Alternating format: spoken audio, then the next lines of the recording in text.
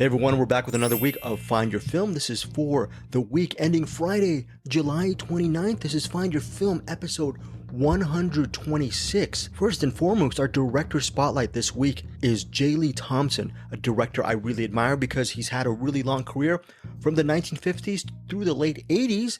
I thought I was going to bring in a couple of movies in here, but Bruce Purkey, can you tell our listeners why you're stealing my thunder this week, you overworking cinephile? What did you do to me? What, huh? Now you make me want to sing that horrible song, Thunder. No, I won't do that to anybody.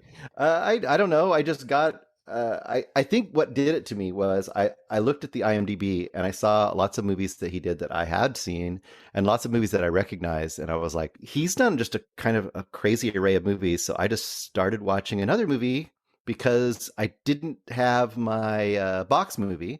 And then I watched another movie, and I'll tell you why when we get to that. Okay, so there's a bunch of J. Lee Thompson. When you mentioned Bruce or Eric, have you ever heard of the name J. Lee Thompson before I picked him as a director spotlight? Eric, have you heard? I have not, but then going through his IMDb, one of the movies we're covering, 10 to Midnight, was a 3-pack with Kinjite, Forbidden Subjects, I believe. Kinjite or Kinjit? Yeah, Kinjite, I guess. Yeah. I think there was a Death Wish on there too. I wouldn't say it was the first Death Wish, but okay. He didn't do the first Death Wish as far as I can tell, but like he did those. He did a couple of the Planet of the Apes movies. Cape Fear, the original Cape Fear. Yeah, Cape Fear. One of the original. I don't know how many Cape Fears they have. Yeah, so it was a name I didn't know, but then looking through his filmography, I'm like, oh, okay, yeah, I've seen a lot of these. Great. The two films we were spotlighting right at the forefront for the J. Lee Thompson films until later in the episode, Bruce is going to get to the J. Lee Thompson horror thriller film called Happy Birthday to Me. I believe that's a cult film, or maybe that's just a horrible film altogether. Just maybe it's popular because of the name. Bruce will answer that question towards the end of the episode, and then he has a surprise J. Lee Thompson pick at the end of the podcast. But the two J. Lee Thompson films we're covering right on the top is 10 to Midnight. Like Eric was saying, Charles Bronson, he had a Charles Bronson era. I believe the original director of Death Wish was Michael Winner, but I don't know, maybe J. Lee Thompson directed a couple of other Death Wishes. But the bottom line is he directed 9 Charles Bronson films, so we're assuming maybe odds are maybe one of them is a Death Wish. But bottom line, we're going to cover up a bit of the Charles Bronson era in this episode with 10 to Midnight. And the second one is a film that barely anyone knows. It's called Return from the Ashes, and it's a movie I am absolutely in love with. I'm going to have actually Eric and Bruce mainly talk about this film because right from the top, Return from the Ashes, to me is, I fantasized throughout the entire movie what would happen if Brian De Palma directed this movie, because this feels like a completely Brian De Palma-esque film. We'll see if Eric Holmes and Bruce Purkey agree with the assessment, if Return from the Ashes is actually an ashen piece of you-know-what, or if it's worth watching. It's worth watching for me. I actually purchased the Kino Lorber Blu-ray recently, and it's actually downstairs in my late father's office. That's not my office. It's my late father's office, but where I work. But Return from the Ashes, I'm really excited to see what they have in store, their reactions to the film. Actually, Eric, it may have actually tipped his hand for the video section. He posted a poster of Return from the Ashes, a black and white poster from, I'm assuming, an old newspaper ad. So, okay, I can't wait to hear. Maybe Eric is partial to this movie in a good way. Our 3 featured films are Resurrection. Do you ever think of babies, listeners? Do you ever think of, women having babies? Yeah. Do you ever think of men having babies? Bruce, do you think of having, when you look at Greg Sruzavsky's big paunchy stomach, do you think that I have a baby in my stomach, Bruce, or do you think I'm just overweight and bloated with carbonated soda and hot dogs in my stomach? When I have one of those giant burritos, I think of having a baby. Yeah, sure. You think you're having a baby? if you're having a baby, are you gonna actually carry the child with you for the rest of your life, or are you gonna have Rebecca Hall try to wheedle it out of you? What do you think? Will you be scared if you have someone trying to take the baby away from your stomach, Bruce? I'm very possessive. I like to keep my babies close. How about you, Eric? Do you want to keep the babies close? Do you understand what this Resurrection is about when we get to it? Did you understand the movie? The short answer, no.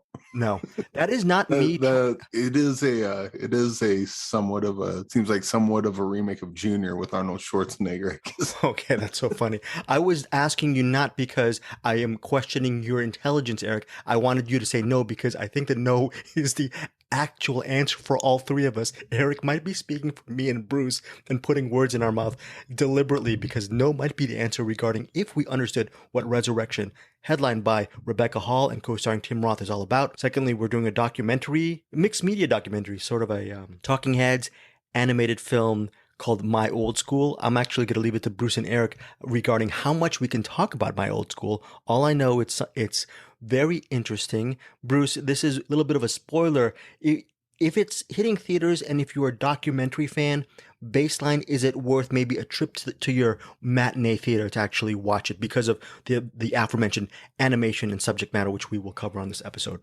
If you're a fan of documentaries, it might be worth going there for. I don't think it's especially cinematic per se, so I don't think it necessarily has to have that, but we'll talk about it. I think it's a good movie. It is a good movie, but gas prices are something else. And if you're going to spend your merch, I don't know, I'm glad we got a screening link to My Old School in Magnolia. I think you're going to spend your $5 or $7 or $10 or $15. I think you should actually, you need a mug, which I can't, you see the mug? You see the mug right here? I have a Find Your Film mug, which is available on what's our website? Eric Holmes, for our merch. Where can people go to check it out? It is findyourfilmpodcast.com. Findyourfilmpodcast.com. Oh, Jesus. I think is not part of the URL. It's just findyourfilmpodcast.com. I think is something that Eric was meditating on. And if you really think Bruce is a pinhead, I don't think Bruce is a pinhead. Is there a special pinhead shirt for you, Bruce, there? What can people get? Shower curtains, horse-drawn carriages. What other merchandise can we get from the findyourfilmpodcast.com? What else? We keep promising a shower curtain, but if you can find it, let us know, because I don't think we put it up there. I don't know. We've talked about all kinds of things. Maybe bandanas, sails for your sailboat. I mean, I don't know. All kinds of things. All kinds of things. I'm really excited about this mug, though, because part of the mug has the black and white Find Your Film logo, actually created by Juan Diego Escobar Alzate, the director and writer behind Loose the Flower of Evil. And then if you actually turn around the mug, it's like a 360-degree mug. You just the other side has the color version of our logo, of our Find Your Film logo. Our logo is fantastic. Credit goes to Eric Holmes and Bruce Purkey to reaching out to Juan Diego Escobar Alzate and he immediately got. And then Eric is having his apple juice on the glassware. Wow, just water today. Oh, it's just water. It's just water, or is it vodka? It looks like water. Definitely not vodka. You're not a vodka person. You're not a vodka. No, not even close. No. You're not a vodka person. I'm just not a hard alcohol, just in general. No, I'm not a hard alcohol either. It's only Bruce. Bruce is the only one, right, Bruce? You're the only hard alky person in our trio? Yep. Shots all day long. Shots all. Don't you humor me, Bruce Purkey. That's not okay that you're doing that. Speaking of not okay, it's not okay that me and Eric Holmes and left Bruce in the middle of a ditch because he is the only one covering the third featured film this week. And that is not okay. It stars, I believe, I was going to say Leah Thompson. What's Leah Thompson's daughter? I'm brain farting here, Bruce. But it's directed by Quinn Shepard, who I loved her first film. It's called Blame. And Zoe Deutsch, right off the top of my head, yes. Bruce, look at that, Zoe Deutsch. And Bruce has a lot of things to say about not okay. Well, it's not okay. Me and Eric weren't doing our job for this movie. It's going to be streaming on Hulu on Friday, but we're going to get to that as well. So there's going to be a lot of stuff to cover. Let's start off first. You guys want to say anything about your lives, about how things are going, Bruce, Eric, anything? How'd you do while I stopped the train off the runaway John Voight train as my, can I stop blubbering right now, talking? Anything you want to say? Anything sublime, Eric or Bruce? Yeah. Well, I guess, do we want to talk about the crowdfunding? Oh, the crowdfunding? Yeah, don't pick up. Or you want to wait till later when we mentioned Slapface? Well, we can wait later, but you know what? Let's just do it now. Here's the thing. I pride myself in not actually doing my job a lot of times. Eric Holmes wanted me to ask the director and writer Jeremiah Kipp. He is the filmmaker behind this new film called. Actually, it's not a new film. It's a movie called Slapface. It's currently on Shudder. Actually, Bruce, did you even watch? You didn't watch this. You looked at the trailer and you're saying, this probably not for me. Yeah, it just didn't grab me enough to pull me in, but I don't have anything against it. It didn't look terrible.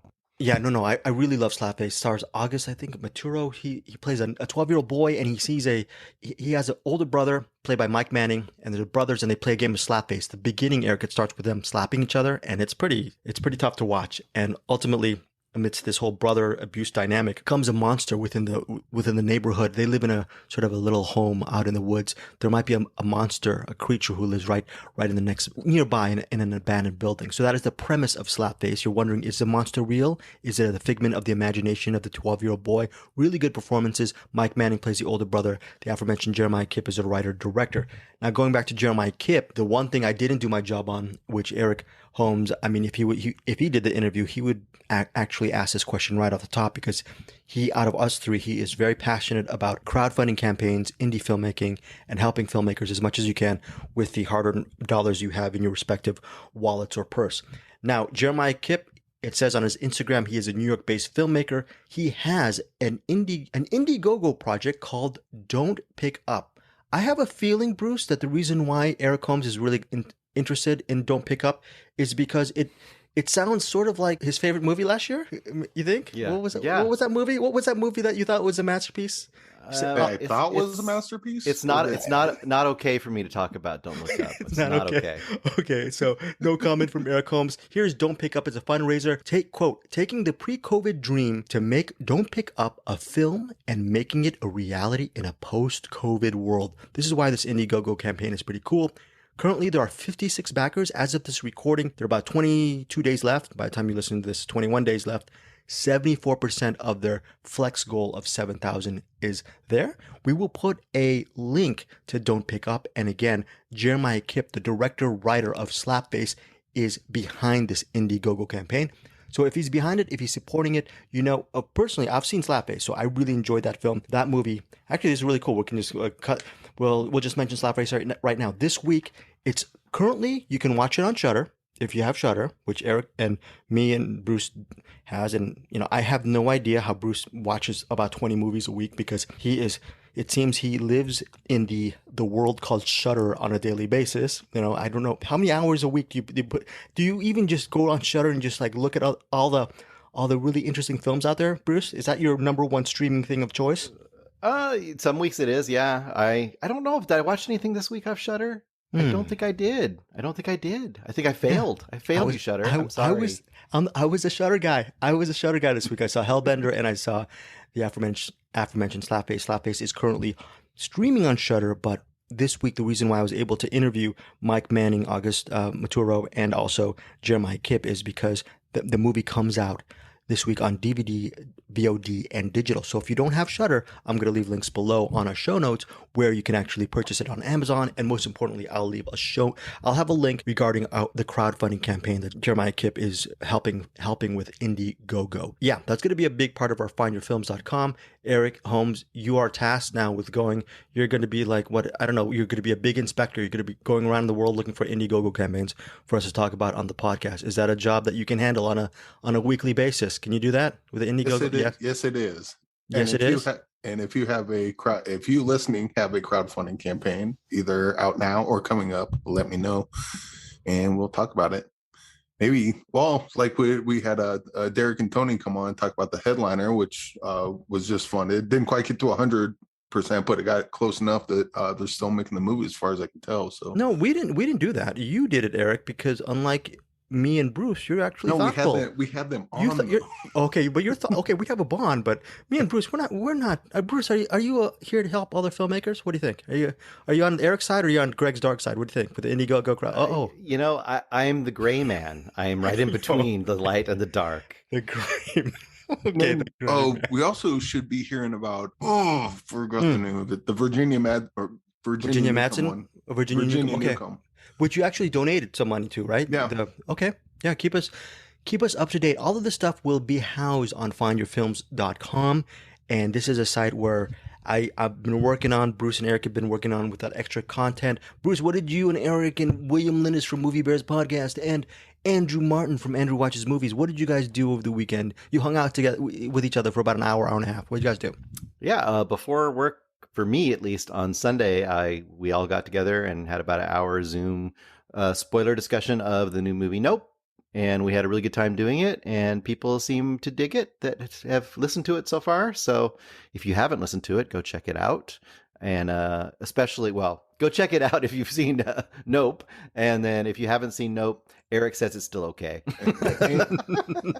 And if you look at it on the YouTube thing, be wary of the comments because it's a spoiler discussion. So it stands to reason there's spoilers in the comments as well. Right. And Eric, if someone is actually, in all seriousness, if someone doesn't want to buy the Find Your Film mug, but they actually have $20 in their pocket, should they spend their $20 and go watch Nope this weekend? Is it worth the price of admission?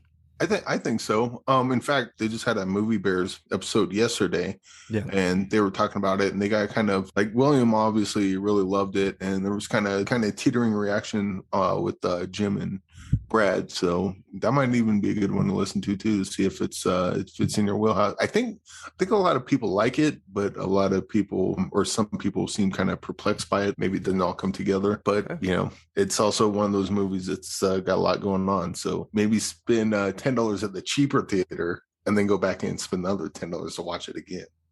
Good point, Bruce. Even if you're perplexed and you don't understand some of the layers behind Nope, is it still worth it as just a requisite, just entertainment popcorn film? Can you just take it on that surface sheen level? I think you can, and I think you should, because it is not another sequel in a giant universe. So for that reason alone, get your entertainment value out of something that's an original property instead. Is this a part where we talk about there's going to be 2 more sequels to The Gray Man and that you're really very excited, Bruce Purkey? Are you excited? There's going to be the Off-White Man and there's going to be the Plaid Man, I think. Is that a real thing? No, yeah. Eric, you sound shocked. It's true. There are going to be 2 more sequels. I'm not kidding. There are. Why are you so excited, Eric? Well, hello? I can't wait. Netflix PR people, Eric is very joyous, and please keep on giving us links. Thanks so much. 10 to midnight. There's this book called. Not so convincing. You're like, what's the book called, Eric? What's the book called? Orphan Surfacing by Nathan Day. You can find this on Amazon, and maybe spend your money on that instead of Gray Man 2 and 3. Jesus. When Orphan Surfacing gets made as a Netflix movie, we will talk about the Gray Man. Do you think Nathan Day will allow us to interview him if his book is turned into a Netflix film? Well, no, we're not. No.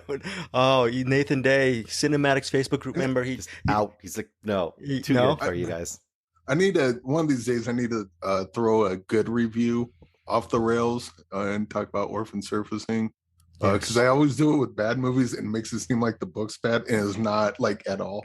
But in all fairness, I'm going to say this. Bruce is still incredulous. He's very kind. He doesn't mention this. I think he's still surprised at how much I really deeply love Sweet Girl, which is on Netflix. Jason Momoa starring in it. I love the movie. I love the twist. Bruce, have you turned the page on Sweet Girl? Yeah? No? It's almost hot garbage. It's almost hot garbage. Speaking of hot garbage, we're here for director J. Lee Thompson. 10 to Midnight, Charles Bronson. What a segue. Thank you, sir. 10 to Midnight. This was a Charles Bronson era. Now, here's the thing. Charles Bronson is an actor who is highly respected, okay? A lot of his movies are considered exploitation, revenge, action films. Eric Holmes, I'm assuming you are a Charles Bronson fan from that era, like these 10 to Midnights, this Kinja Tape, Foreign or Forbidden Subjects. You like Mr. Majestic. You like the Mechanic. You like these movies. Is this up your alley, or am I wrong in this assessment? I got a little into Charles Bronson like years ago, and then kind of fell off a little bit. It was good to revisit because I'd seen 10 to Midnight like a long time ago, and so it was good to revisit it. Well, let's see if it's really good to revisit. Now, 10 to Midnight, it stars Charles Bronson, okay? It was released in 1983, directed by J. Lee Thompson. The reason why we're starting out right now, let's start off with the latter part of J. Lee Thompson's career. 10 to Midnight, it stars Charles Bronson as an LAPD detective, and he's on the trail of a serial killer who is murdering young co-eds within the downtown LA district. He murders them in he stabs them. He likes to stab. His knife is, as they say, is considered an extension, basically his penis. He stabs them, and he doesn't just stab them. He chases them. How does he chase them, Bruce? Do you remember? Fast. He chases them very fast. He chases them without any Great clothes. Rock is playing. yeah. While Great Rock, and he's in the nude. A lot of times he's nude. I don't know. Eric, what do you think? Well, this is before DNA, so he thought he could keep all that blood evidence off his clothes. Yeah. It is very weird. The partner of this LAPD detective, played by Charles Bronson, is played by Andrew Stevens. We know Andrew Stevens from that Brian De Palma film, The Fury. Andrew Stevens would starred in a lot of really interesting movies from the 70s and 80s. He was a leading man. He actually started in a movie with Shannon Tweed in the late 90s. But ultimately, he became a big-time producer and successful producer. But here, within 10 to Midnight, it's LA set story, and he plays the partner of Charles Bronson. The daughter of Charles Bronson in this movie, Charles Bronson's character, is played by this actress named Lisa Eilbacher. You might know her from her work in Beverly Hills Cop. She plays, I guess, a nurse student who might be in the crosshairs of this serial killer. Let's start off with you, Eric Holmes. Your thoughts on 10 to Midnight. Did you see any kind of director flourish from J. Lee Thompson, or did this film seem like a standard fly-by-night, fun enough Charles Bronson movie? Actually, both of these movies seem night and day different from each other. I don't see any similar fingerprints really, other than maybe they're both plot heavy. They both have some character stuff, but they're both like, you're certainly following where the story's going. One thing I really appreciated about this was, we'll say that Charles Bronson's character does stuff that normally in a movie like this, a cop would step outside the bounds. And normally in a movie like this, the movie would just be like, well, he's trying to get the bad guy, so that's what he's got to do. There's actually consequences for what he does in this, which typically doesn't happen in movies like this.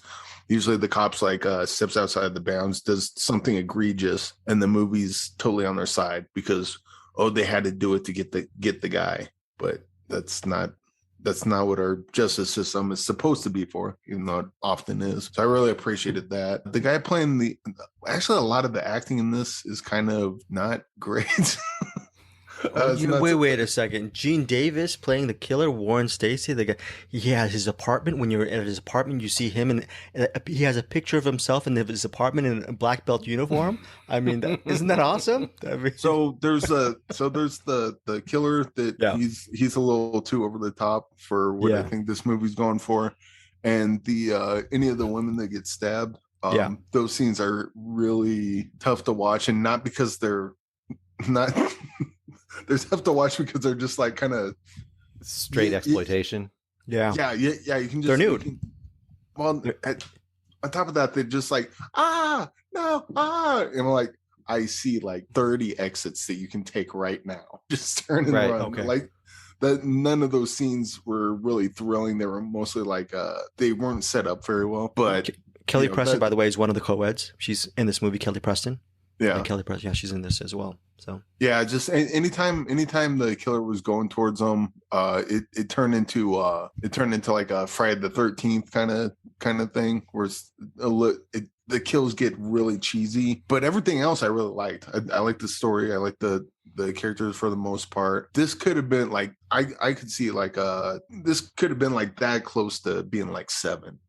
You know, they get a little darker, less cheesy. You know, don't be so cheesy with the kills. And this would probably be right up there with 7, at least for me. But it does have a thick layer of cheese on it. Yeah, I think intended cheese, thick layer of cheese, and intended cheese. The cheese is definitely intended. Now, look, I think what surprised me about this movie, I don't know about you, Bruce, but it's headlined by Charles Bronson. But the aforementioned Gene Davis playing the killer, it's half his movie. He's carrying the water for half the time. And also his daughter, Charles Bronson's daughter, Bronson plays his detective named Leo Kessler.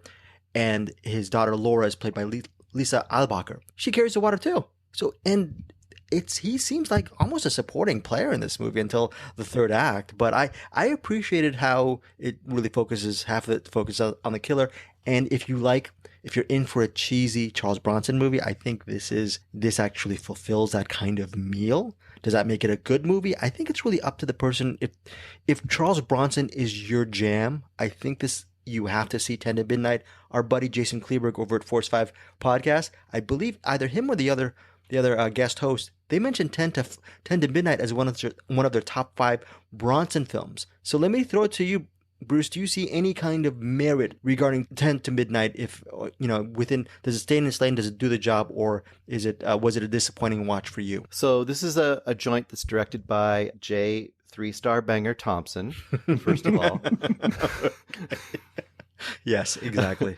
Yeah, no, I think that once again, if you kind of like the cheese, you like the exploitation, and you can get into that vibe, I think there's a lot of fun to be had here because there's a lot of stuff that's preposterous, but it takes itself seriously, but only to a point. Like you can tell it's sort of only trying part way. And by the way, I'm going to probably bring the weird trivia for some of these just for fun. Because I mean, there's a lot to say about this movie. It's a serial killer cop procedural combined together with a tough dude, Charles Bronson, and all that kind of stuff. So here's some fun trivia that I caught out of this one. First of all, I wanted to say, is it Eugene Davis? He's the killer guy, right? Yeah, I think his name is what? Gene Davis? Gene Davis, yeah. Gene. Gene Davis. I don't know about you guys, but he was, I don't think this has ever been said before. He was really channeling a very strong Steve Railsback vibe for me. Steve Railsback from The Stuntman. Very, very good, Bruce. Very good mention. Well, I would say from Life Force and from Helter Skelter, but whatever. Okay. We don't, come see, come saw.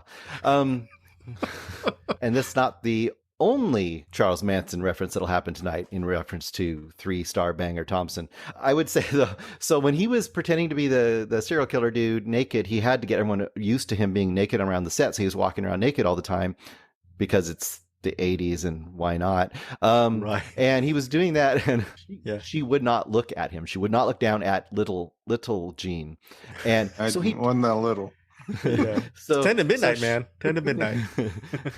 Something like that. And he tied a nice red bow around it just to get the attention. I'm not going to say how this movie ended, but originally towards the ending at some point, Charles Bronson was going to be having a fight, a knockdown, drag out wrestling fight with the naked guy.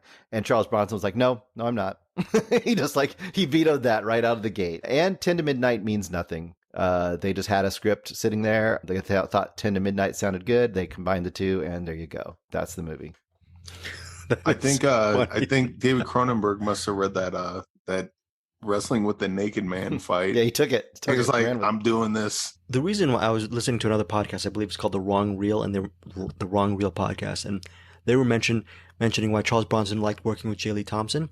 Well, the aforementioned Michael Winner, the director behind Death Wish, Bronson was complaining that Michael Winner always asks for about 3+ takes, and J. Lee Thompson just wants to get the job done. He's just 2 take. You're saying 3-star Thompson. He's like 2-take Thompson as well. So just get your 2 takes and get out. So very efficient director, and that's why Charles Bronson worked with J. Lee Thompson for 9 movies. Now I saw this on Tubi. I think all of us saw this on the streaming service Tubi. Love Tubi as a service because the ads are really not too intrusive, and I think for what it was, I had a good time. Also, little needless trivia. I lived a block and a half away from the Los Angeles courthouse, which is a prominent location in this movie. It's the opening location where there's a van and it's very prominent in this movie. And I lived in that whole area right on downtown LA, right on Grand Avenue where the LA courthouse is, and a high rise for about almost 10 years. And I was in that courthouse maybe once, twice. That's it. It's weird, but it's a great area. The way it's portrayed in this movie, it makes LA look very, very dirty and dingy. And also, there's a sequence in 10 to Midnight where the way he escapes an alibi is to harass 2 beautiful young women at a theater at a showing of Butch Cassidy and the Sundance Kid. He jimmies the bathroom window. First of all, he harasses them just so they remember him. So they're his witnesses. And then what he does is he goes to the bathroom and he just jimmies the window and he gets out of the window and he drives somewhere out into the forest to commit murder. Yeah. I don't know how. Yeah, I don't know how long Butch Cassidy and the Sundance Kid is, but with LA traffic, I don't know how he was able to do that. And it's weird, but it's just one of the weird, interesting things about 10 to Midnight that as the cheese that Eric was saying, if you like cheese and you like Bronson, I don't know. For me, 10 to Midnight is it's a 3.5 recommend. Bruce, is it a 3-star banger for you? So this is a 3-star film for you? Yeah, I would do it as a 3-star banger because it's more entertaining than a 3-star just regular old movie is. Oh, we didn't mention also, if you wanted to see what male sex toys looked like in 1983, you get a good close-up look at that in this movie as well. Yes. What was the line when he's holding it in front of him? He's like, "What's this for? It's for jerking off." Or he throws it down. Eric, I'm feeling you're giving 10 to Midnight 4 stars. What do you think? I don't know. No, this is exactly what the 3-star banger was made for. Yeah, so you recommend this. You had a good time watching, Yeah. In rewatching fact, this. I think this is a movie that, like, again, comparing it to Seven, if you remade this could be a really cool serial killer movie. If you remade it and kind of took the cheese out and like just went totally serious with it. Yeah. But as it is, I do like this one. Gina Keogh, she plays this character named Karen, and she's actually in we're talking about exploitation, a very memorable sequence. I actually remember this sequence. I saw the sequence when I was a kid on television, and my brain was scarred back in the 80s watching this part of 10 to Midnight. But she plays Karen, a woman who gets confronted by the killer, and I guess what happens to her ultimately. That's not a big spoiler because he does a lot of killing in this movie. Gina Keogh, she is actually, years later, she would end up as one of the original cast members of the Real Housewives of Orange County for the first season. So she actually garnered a bit of fame for her role in that reality series. A little extra trivia for 10 to Midnight, directed by J. Lee Thompson. We're off of the Charles Bronson era right now. 3 stars for 3-star bangers for both Bruce and Eric. 3.5 stars for me. You can currently see it on Tubi, or I'm sure it's going to be available in various streaming outlets. I don't know, if I was a big Bronson fan, I'd buy the Blu-ray. It's one of these things. I just wish there was a little bit more action. I think Bronson just took a little bit of a siesta. There's not too much action in this movie until the third act begins and the third act ends. J. Lee Thompson also admits that during his Charles Bronson era, when he looked back at his career, when he retired, he said, "Yeah, I guess he was being self-deprecating. He was saying, I guess you could consider me a little bit of a sellout after doing all those Charles Bronson films." But Bruce, is there anything wrong with doing these movies? I mean, this is entertainment, right?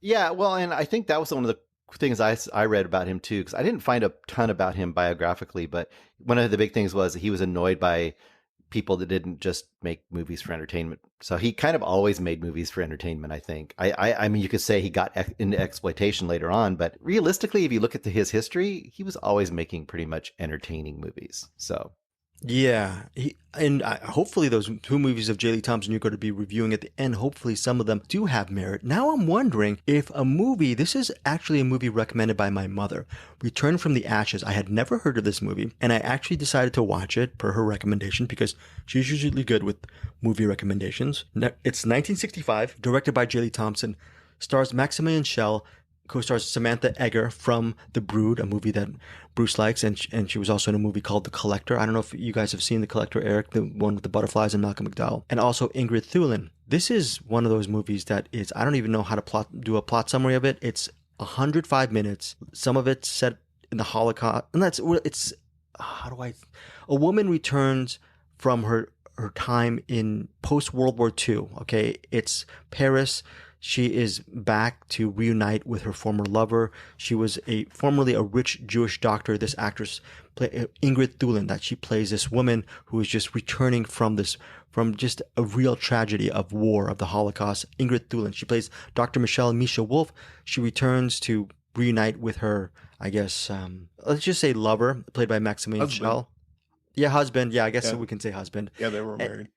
And the movie starts off a little bit when you realize that they start having a sort of a meet cute, I guess, at some kind of lounge. They start playing chess together, and she instantly realizes he's a bit of a cad. He's a bit of a playboy, and she still loves him for it. She just loves this guy, Stanislaus, played by Maximilian Schell. She absolutely knows, even though she's a doctor, she's beautiful. Her friend zone coworker is Dr. Charles Boward, played by Herbert Lom. He's just the friend zone guy. He's basically Greg Srizavosty in 1965. He's a really kind, sweet person and very responsible. She has no interest in him whatsoever. She would rather be with Stanislaus, who she knows is pretty much a wastrel. So like Eric says, even though they're married, when things happen, when the war breaks and things hit the fan, she returns later from the war, a scarred human being, and she tries to rekindle her romance with Stanislaus. The only problem is there's a situation regarding her stepdaughter, played by Samantha Eggar, right? She plays Phoebe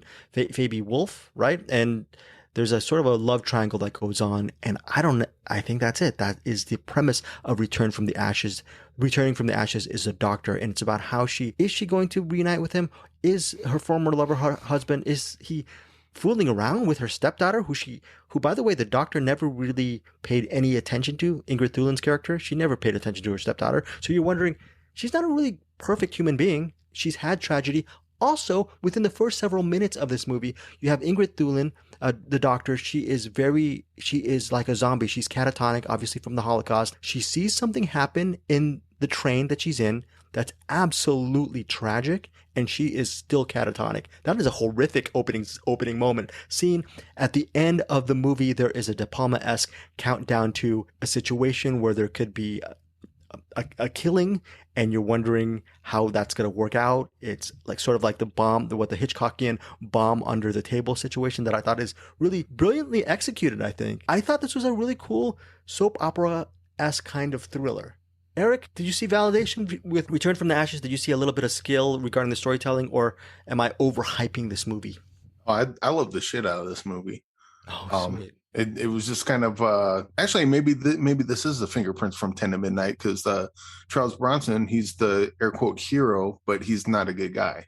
Like he's a terrible cop, and the thing that he does to get his guy is just reprehensible. Yeah. And so with this, the kind of love triangle they have and different gambits they have, you're kind of rooting for one character, and then you're like, oh wait, no, they're a piece of shit. And then you feel sorry for another character, and like, oh wait, no, they're a piece of shit too. Right? Like it's just like the only one that's really like she's angry, the daughter's angry, but she has every right to be. Like she's the only one that I think has any sort of redeeming value as a person. Right, because she's been neglected her entire life. I would argue that. You would argue that. Well, so she's angry, but the reason she's angry totally track. Yeah, but her response to the anger, it makes her a terrible person too. Yeah. What her intention to do with that anger is makes her terrible. Yeah. Bruce, you're splitting hairs with attempted murder. Yeah. But I mean, premeditated. The shitheadiness begets shitheadiness. Like, sure. No, I'm saying they're all bad. I'm just saying all there's bad. no good one. No, I forgot about the thing that I forgot that was her idea. Yeah, there is a really entire plan is hers. There's a really cool idea that actually. I think it's we don't want to mention it, but I think it's really well done.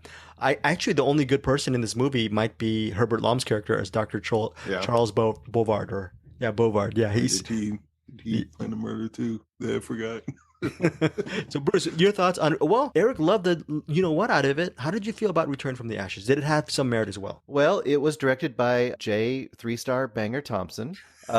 So yeah, this is a honestly it's dressed up as a classy movie, but it's a trashy movie. That's what this movie is. That's so weird, right? Isn't that weird?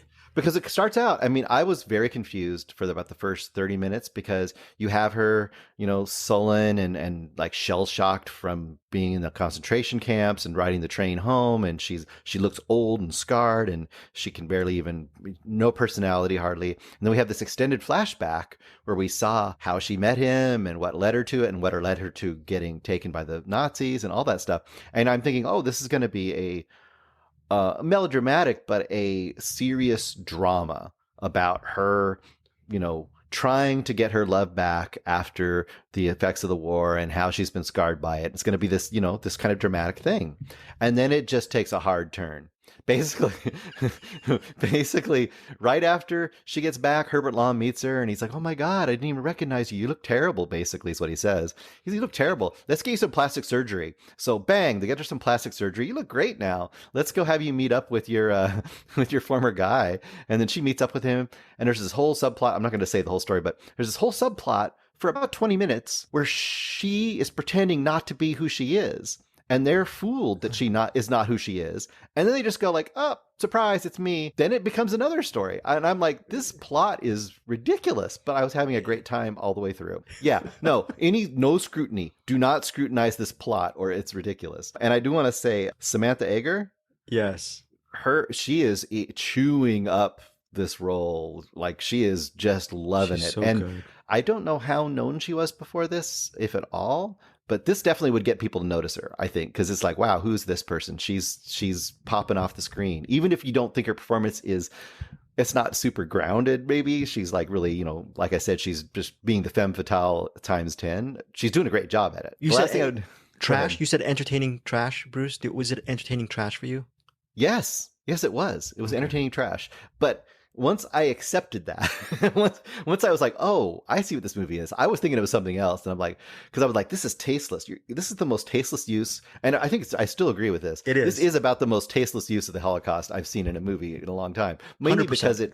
because it uses it for a pure plot point. That's the only reason it's there. But Cosmetic. that being said, once you understand what it is, it's like, okay, well, that fits in this world. That's fine. It's because it's ridiculous. I do want to point out a line that I loved, and it's a great line. I don't know if it's ever been used again, but if it hasn't been, someone needs to steal this and use it again. And I think this is Maximilian Schell's character saying this.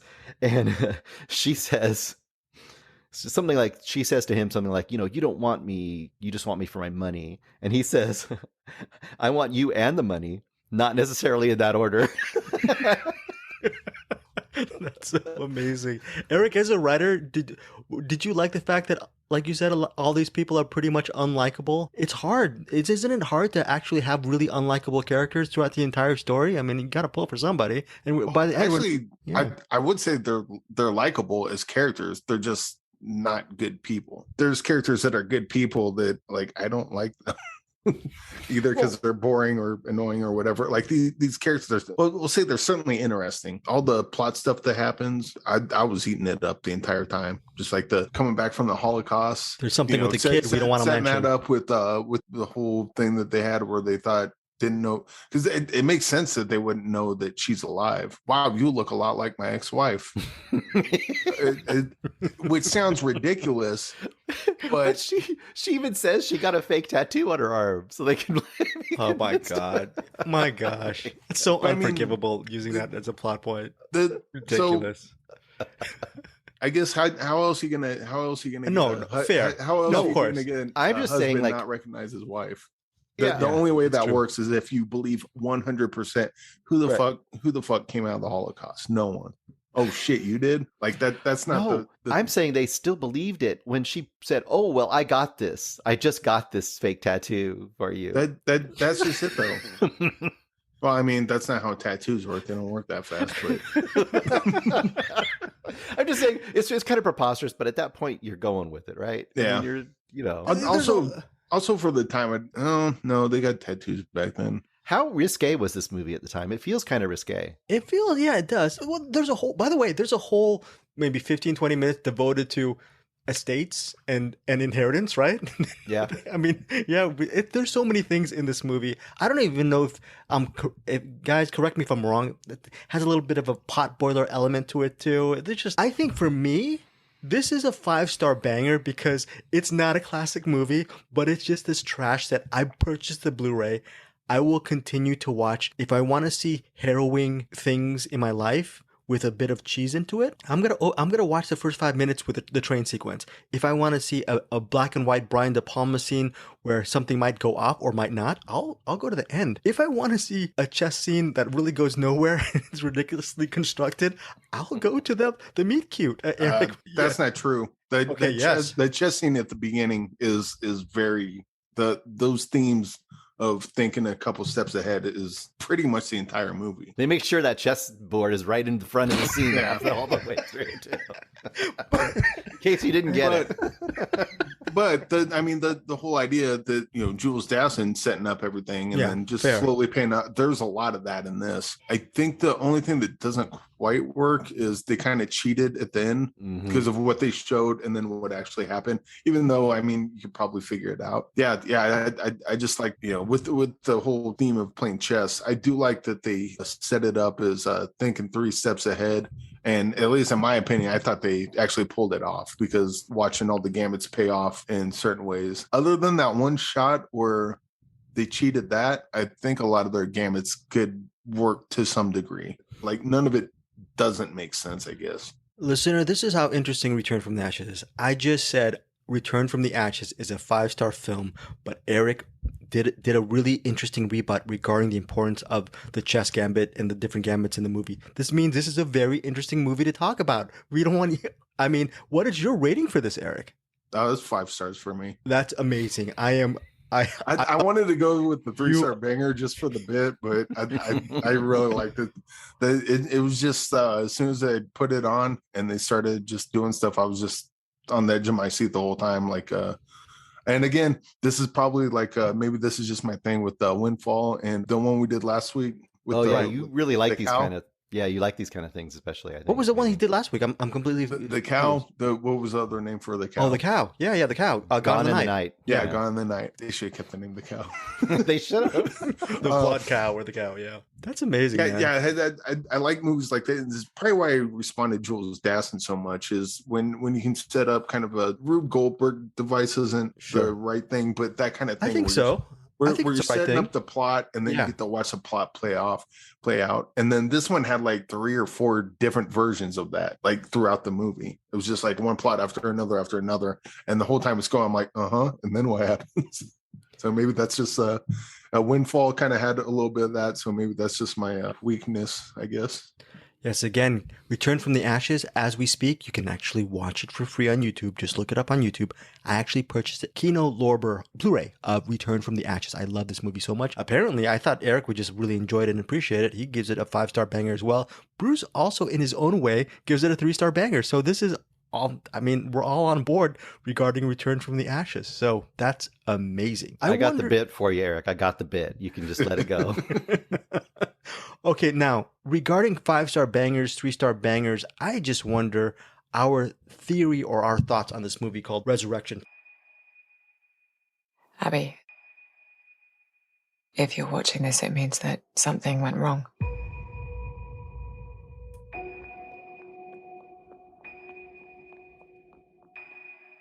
I'm sorry, I couldn't tell you. I thought that I could make it all okay. But I was unlucky in what happened.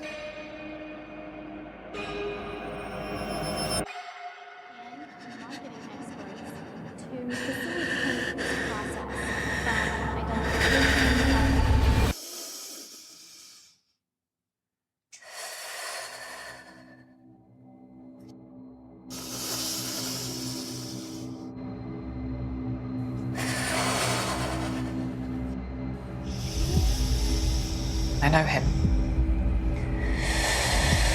I know what he's capable of.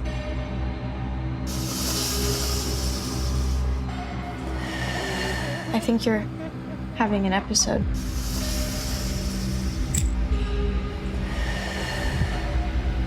I am doing what I have to do to protect myself and my daughter from harm.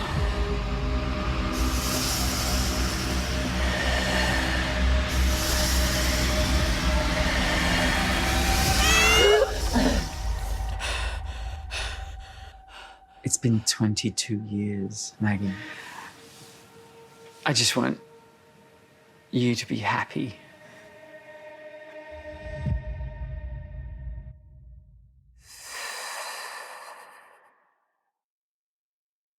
First of all, Rebecca Hall is a very amazing actor. We love her. Our buddy Anderson Cowan over at Cinematics in the Film Vault, and after the disaster, he went on a whole rant about how much he really adores the talent of Rebecca Hall. Here in Resurrection, she plays sort of a biotech executive living in New York. She's living with her daughter. Her daughter's maybe 17, going on 18. They live in a really nice skyrise a really beautiful apartment in the Tony area of New York City. Everything seems so fine, except there's a little bit of a fault in her. She might be a little bit of an overprotective mother, and that overprotectiveness of her leads to a fever pitch level. When upon some kind of conference, she happens to see a mysterious man who she knew, a man from her past, played by Tim Roth. And she believes that this man, who Tim Roth plays, is the man who emotionally scarred her years ago. And as soon as she sees him in that conference, she stumbles out of the darkened room and she just runs home. And from that moment on, it's a devolving state of her being tense, her job getting, probably she's actually one of the leaders in her field, in her job. It might compromise her job, might compromise her relationship with her loving and overprotective relationship with the daughter. Who knows? Is this Tim Roth character just a specter? Is he a figment of her imagination? Is he an innocent bystander? Or is he the person who tormented her years before. That is the premise of Resurrection, in theaters July 29th and on demand August 5th. Bruce, I have no idea what this movie is about. I think that's a kind of a cool thing. I ended up enjoying this movie. We're going to talk about barrier of entries in a bit, but your overall thoughts on Resurrection? Yeah, well, I like this movie quite a bit. I think it's going to be a really hard movie to talk about without spoiling stuff, too, because there's major, let's just say there's a point, I'd say it's about not quite halfway through, where she tells a story to her intern, and a big, long story about her history with this guy who's just shown up, which reveals a whole nature of her being like freaked out about his presence and her protectiveness over her daughter and what's going on. And it kind of sets the whole foundation of everything. We can't really talk about what that is, because that tells you a whole big thing you're going to find out. So The barrier for entry of this kind of movie is this. This is one of those movies that could easily be seen as, is it all in her imagination? Is she just going mad and it's just this kind of descent into madness? Or is there something really happening? Or is it a little bit of both? What is exactly going on here? Some people get really annoyed by those kind of movies. Now, on the plus side, I would say this is the best I've seen Tim Roth in years. I haven't seen a performance from Tim Roth like this in years and years and years. Bergman Island? Bergman Island? Yeah, he was really good in that, but he didn't really carry that movie. That's right. Yeah. He was incidental in that movie. Yeah. This movie, there's a moment when he's across the table, literally across the table from Rebecca Hall in this movie. It's amazing. And the two of them playing off each other, and based on what you just found out about their relationship in the past and what's happening between them, and the way he plays it is freaking great. And not needless to say, she's great. And she's really, really solid in this movie, as she tends to always be. But once again, she has to kind of carry the major amount of weight in this movie. There is going to definitely be a level of people are going to bail out in this movie, though, if you're not into this reality bending level that it gets to. I quite liked it. I think I can explain what I think is going on in this movie. I think I know what's going on in this movie, but that's what I think is going on in this movie. And I think you could also make a case that something else is happening. Well, I think you're going to like this movie if you can make a case for it. If you don't mind making a case for the movie, if you mind not everything being explained to you, which is, that's not a critique. Being explained to you. Wait, I'm sorry, Eric, I'm sorry. Or nothing being explained to you. Yes, right? Nothing being. So, Eric, the barrier to entry is that? The barrier to entry is, I guess, what we talked about with the Return from the Ashes, where the characters are terrible people, but they're likable or interesting. Yep. This is like the opposite. I guess no. Wow. Okay. No, they're pretty unlikable characters. I was gonna say they're not very good, except for the daughter. Wait a second. The daughter is really cool because she plays Elder Scrolls with her friends on the PC. So I'm cool with that. Tim Roth might be good, might not be. I mean, he's painted as not good, but that's one of the issues I have with this. This movie doesn't say anything really. It's just kind of, it feels like weirdness for weirdness sake. That being said, I was still riveted the whole way through, like wondering where this mystery was going to end up and lead to. One of the things that really bugged me right off the bat was that this is written in a certain way where, in romantic comedies, where one part of the couple comes in, sees the other part of the couple doing something, and then I don't need to hear you say anything, and they turn and leave. If they would just say, hey, here's the thing, and explain it, then there's no movie. This has a bunch of that. Well, you can't go outside. Why not? Because I said so. I'm like, you explained everything to your coworker. Just explain it to your daughter because her life is on the line, apparently. But I would do that is a plot hole. That is a plot hole. I would do anything I would do anything for my daughter, except tell her the truth about literally anything.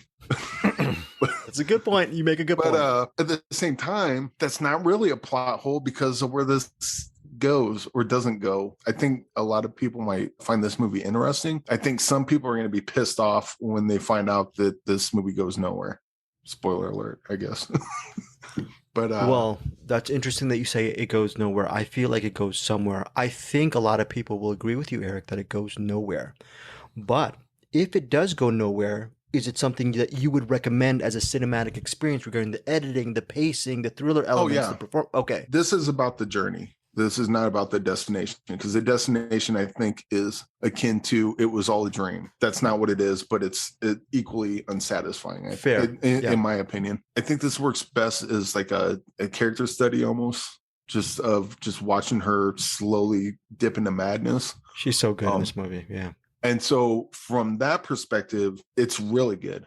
So I would say if you're watching it, just don't get too hung up on the plot. Just I would just kind of soak in the atmosphere and focus in on the characters themselves. Watch it as a character study, because if you watch this as a plot, you might be pulling your hair out by then. And I'm excited. I want to know what your rating is. What's your rating on this movie? This is tough.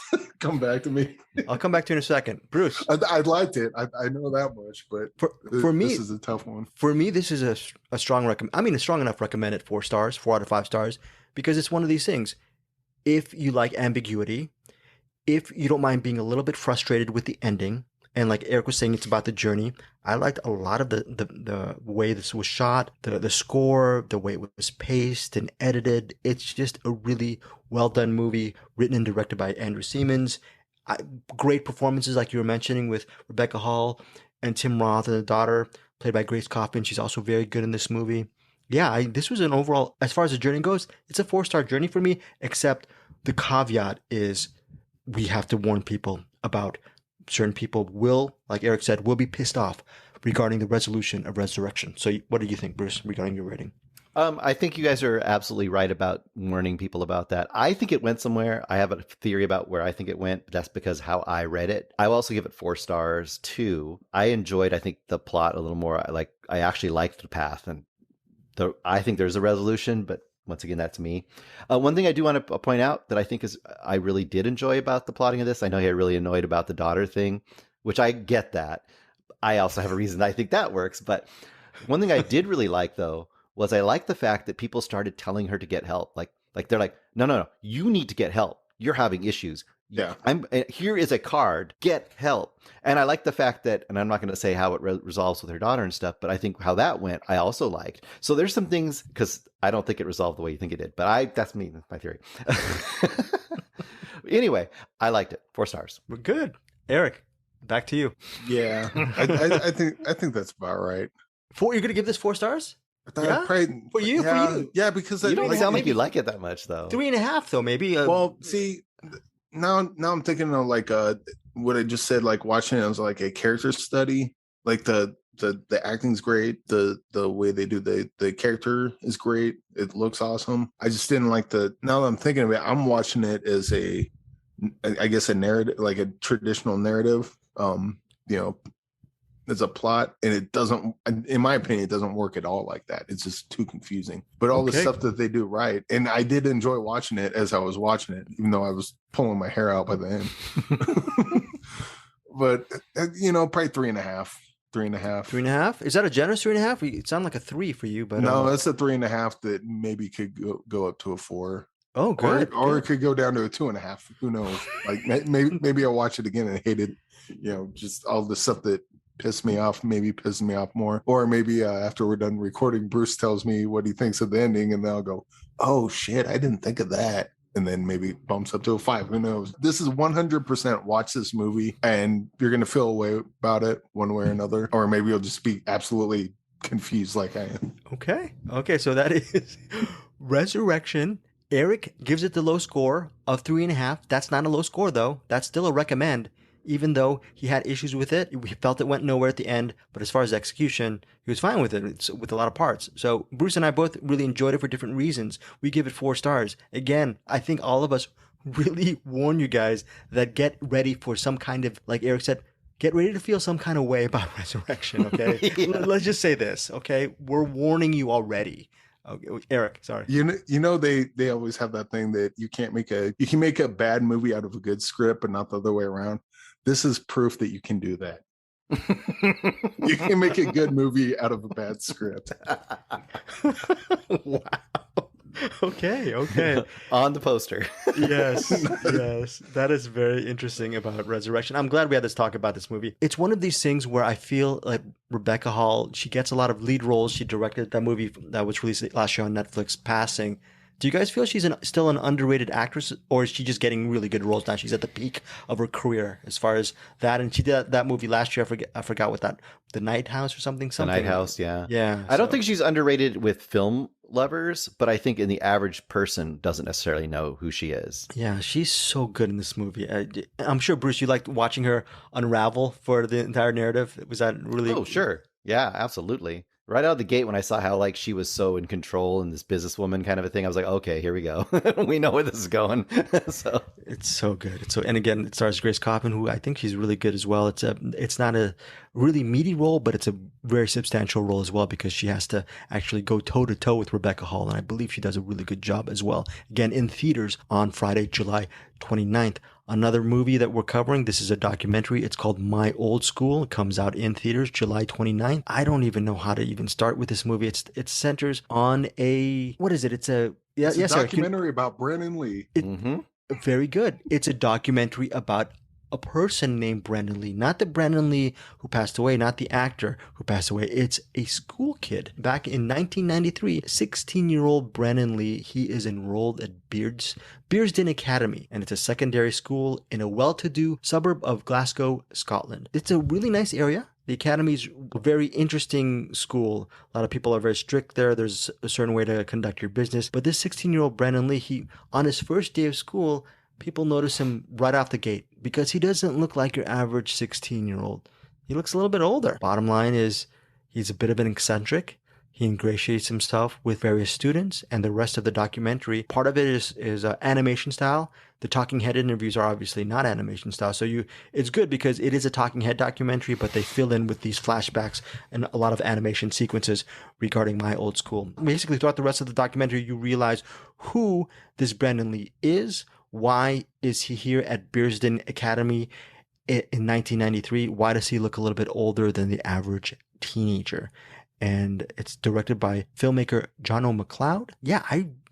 Also, it's animation, talking head, but also another big draw is Alan Cumming. He plays Brandon Lee because Brandon Lee doesn't want his face actually in the documentary. You actually hear Brandon Lee's voice throughout the movie, and it's lip synced by Alan Cumming. I found this to be a very informative and engaging documentary. It's in theaters July 22nd. For me, this was a worthy watch.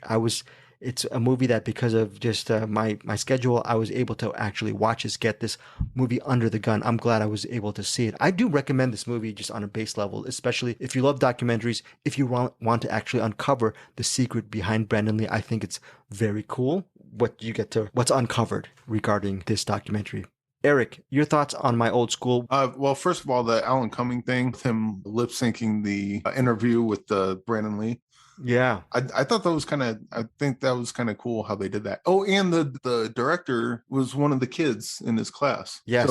So that's kind of a neat sort of background. But I was thinking with watching Alan Cumming kind of lip sync, like you fall into that really quick. Because like he gets all the mannerisms and stuff down. It almost seems just like he's talking. It's almost like a anti-animation. Normally the actors go in and they provide their voice for the animation. It's not often that the actors come and provide their body for something that was already voiced. So that was certainly interesting way to go about it. The animation, I've heard it say it looks like Daria, and it does. It's that kind of animation. So the story gets really interesting. They kind of set it up as a mystery of who's this Brandon Lee? What's, like he's really popular. And then they kind of hint that there's something weird going on. And they finally get there. As far as the mystery goes, this probably goes on like maybe 20 minutes too long, half hour too long. Because there comes a point where, okay, we get it. And then now we're not really getting any more new information after that. This is also a documentary where I like all the people they're talking to. Like all the school, the kids are now grown adults. I want to hang out with all of them. They just seem like a great group of people. And so even though the mystery kind of lost its flourish about 2/3 of the way through, I think just the interviews with the classmates kind of kept me going. Yeah, they're all engaging. I didn't find the actual talking head stuff boring whatsoever. And I do agree with you. I think it was a little bit long in the tooth once the mystery is uncovered. They go back a couple of times to various themes and various topics. And I was thinking, okay, so they could have cut off maybe 10 to 12 minutes from this documentary. But also another fun part is when they explain, like normally in a documentary like this, here's the thing that happened, and then they talk to the talking head and they're like, it was the worst day of my life and I cannot believe they did it. Like, right. They don't react that way at all. Like, they react to things as like, oh, it was quite funny, isn't it? Yeah. The reactions are really cool. They're like just picking on themselves and just laughing at the absurdity of the whole thing. And so, yeah, that was good stuff. Yeah, well, actually, Bruce, you recommended this documentary. You told me it was, at least on the baseline, pretty good. And I said, okay, I'll watch it. Okay. I actually sacrificed Not Okay because I didn't get my screening link of Not Okay in the midnight hour. But My Old School ended up being, for me, a 3.5 out of 5 baseline recommend. But how did it shake you down, this doc? Yeah, very similar. I think it's a little long as well. I actually think it's a little long in the kind of the middle section, honestly. I think there's more value in the very end part, and I'll tell you why I think there's value. Well, first of all, I might be wrong about this, but I thought I caught that. So we know that something notorious happened back then, but we don't know what it was exactly, unless we happen to have lived there. And I believe that at the time, they mentioned that Alan Cummings was going to be cast as the role in a fictional version of it that fell through. Yeah. And that's why he's playing it now. And I thought that was a kind of a fun little twist. And you find that out. Yeah. You find that out right at the beginning. So the whole time you're waiting to find out what happened. You kind of, and it slowly unfolds. Where I think the second half, the last third, I guess, I would cut out the middle part a little bit. The last third, I think, has a really great value. When the mystery's been uncovered, what we do that's really interesting is they've told us stories early on. And remember how at Hold Your Fire, they had some interviews and then they showed that interview to the other people while they were talking and they reacted to it? There's something kind of similar that happens here where they have told us a story, how it happened a certain way. Towards the end of this movie, they see the event and it changes their opinion of what actually happened that they've already told us about. And I thought that was really interesting. And there's other parts where the talking heads towards the end start actually putting together the pieces on camera. They're like, wait, wasn't that person doing that when we were there? There's that kind of stuff happens on screen as we're listening to them talk. Like they're actually changing their opinion as we're watching them. And I thought that stuff was really good. So I like that stuff at the end. I like the stuff in the first half. I would have just cut a little bit in the middle part. Once again, like maybe 15 minutes. Yeah. It's pretty minor quibble. And once again, I liked it too. I think I'm probably I'm between 3.5 and 4. I think probably 3.5 because of the length thing. So okay. Yeah, My Old School. Yeah. What about you, Eric? What's your rating on this? I like Steely Dan, so I'm going 4. Yeah. I mean, it's I'm right in between. I could go 4 too. I mean, it's right in there, right? Yeah, this has all the classmates are charming. The story's interesting. And like even all the behind the scenes stuff is, all the behind the scenes stuff with Alan Cummings there, who the director is, like all that stuff just kind of, like, even though it shouldn't matter if you're watching the movie, all that stuff kind of seems to infuse itself into the documentary somehow. It's definitely interesting, but it's not harrowing. It's just kind of fun, except for the part you mentioned where you get to see the same thing, but now knowing what you know, it's like, ugh. Yeah, but that was amazing when that happened. You're like, wow. It was just a peck. It's not that big of a deal. That's funny, Eric. That is very funny. Yes. That was amazing. This is good stuff. And also the whole idea of Alan Cumming lip syncing the voice. I think this is stuff that other documentary filmmakers, another tool they could probably use in the future. Assuming they haven't already, that had to have been done before him. Or maybe that's just one of those great ideas. It's like, it's a great idea when you hear about it. And it's like, why the fuck did no one think of this before? Either way, yeah, it's good stuff. Okay, so that's My Old School documentary. We all liked it. Eric, I'm a Steely Dan fan too, but probably not as big as Eric. He gives it 4 stars for that film, for My Old School, that very interesting documentary. Eric and I we're going to sit this one out. This one is a movie that comes out on Hulu, exclusively on Hulu, Friday, July 29th, written and directed by Quinn Shepard. Previously, she directed a movie called Blame, which I remember really, really loving a lot. This one stars Zoe Deutsch, Dylan O'Brien, some really good actors involved in here. Embeth Davis. Oh my God, Embeth Davis is in here? That's Nadia Alexander, who was also in in Blame, and she's excellent in Blame as well. So many really interesting, Mia Isaac, very interesting actors. I'm really excited to actually see this movie. I do have the link, and I feel very, very bad that I was not able to see Not Okay, a movie that centers on an ambitious young woman played by Zoe Deutsch, and she finds followers and fame when she poses as a survivor of a deadly attack. The problem is there's a lot of online notoriety that comes with, quote, a terrible price. That is the IMDb summary. It feels like it's a social media expose satire thing. Am I wrong on this assessment? Is there a lot more things about Not Okay that you loved? There's a red, white, and blue lettering to Not Okay. It's interesting as well. Is it deceptively deep, this movie, Bruce? This movie, I did quite like this quite a bit. I think that this travels some similar territory to Ingrid Goes West. I think Ingrid Goes West is a better movie to me than this a little bit, but this does some things that are a little different too. Right off the bat, and this, I really wanted Eric to see this because the whole Don't Look Up, like social satire, like what works and what doesn't work for you. So I really would like to see if this works for him and it doesn't work or vice versa, like kind of get that take on it. But the beginning is this. It starts out and you just see that the world hates this Danny Sanders character. They hate her. It's just all these things on social media, how much they hate her. They want her to die. They're saying what a terrible person she is and so on and so forth. And then you get the quick little flashback to the inciting incident, which essentially is her at this magazine wanting to become an influencer, wanting to become a writer and be cool. And she's just not that good. And the people at work don't really like her that much. She meets this other influencer dude. She wants to impress him, but she's not cool enough. So she basically takes a couple weeks off and is sitting in her apartment, and she decides to Photoshop herself into this Paris trip. She's having a trip in Paris. She's posting all this stuff about how great of a time it is. She's at this writer's retreat and so on and so forth. What fucks her up is that there is a terrorist attack at the place she supposedly was where she Photoshopped herself that morning. So now she could just be like, oh my God, I've been caught. I'm faking this trip. I'm still in New York.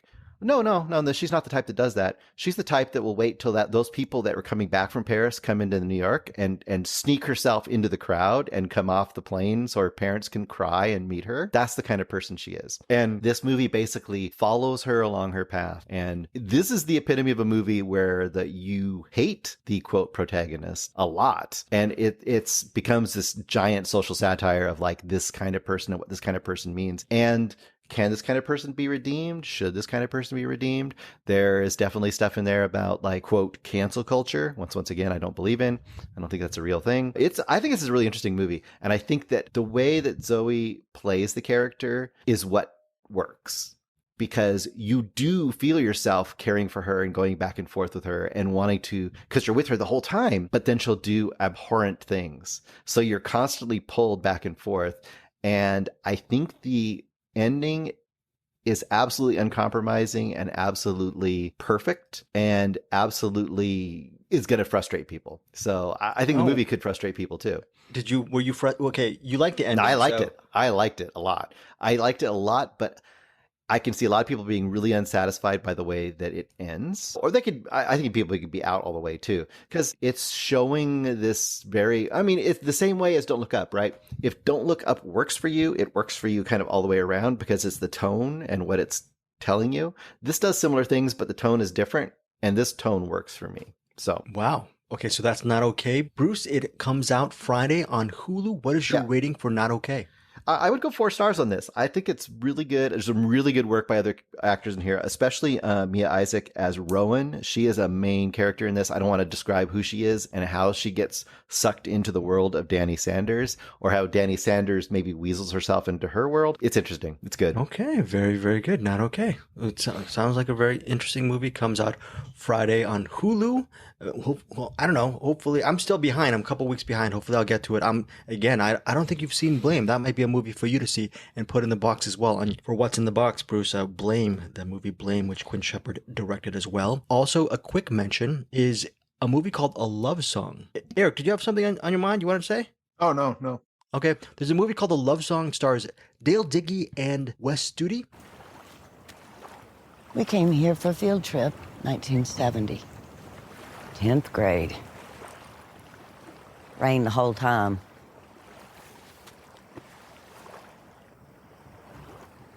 Betty Bowman brought a toad home in her backpack. Oh, God. I remember.